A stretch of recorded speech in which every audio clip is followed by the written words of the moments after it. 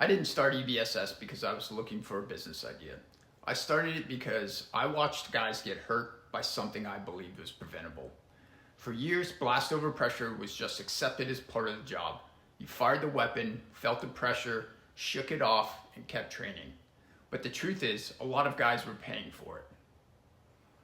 I served as a Navy SEAL for over 2 decades.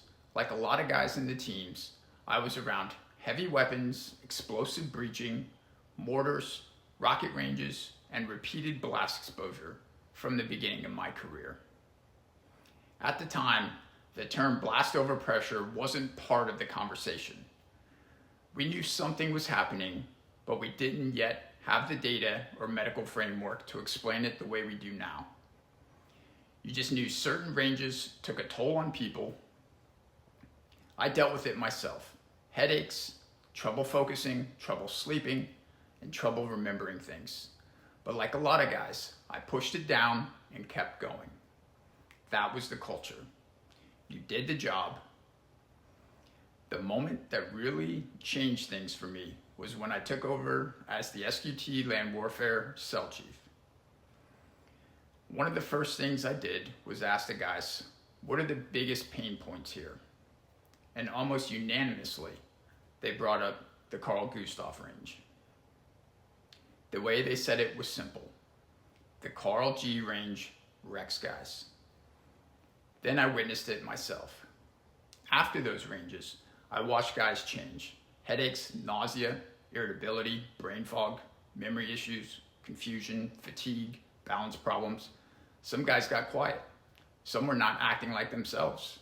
And when you see that enough times, especially as a leader, you cannot unsee it. That was the moment I remember thinking, how has nobody fixed this? Not studied it, not talked about it, not accepted it, fixed it.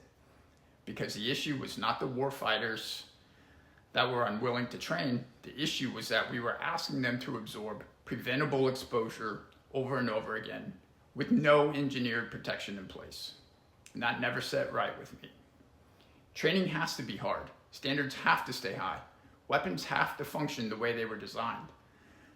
But preventable exposure should not be the price of readiness. That is why EBSS exists. We built EBSS to reduce blast over pressure exposure at the range level without changing the weapon, without changing the training standard, and without asking warfighters to train less. The goal is simple: protect the shooter, the RSO, the instructors, and the warfighters waiting their turn. The people who are exposed again and again because they have to be there. This is not about making training soft. This is about making training smarter. For far too long, blast exposure has been treated like the cost of doing business. It is not. If we reduce that exposure before it becomes an injury, then we have the responsibility to do it.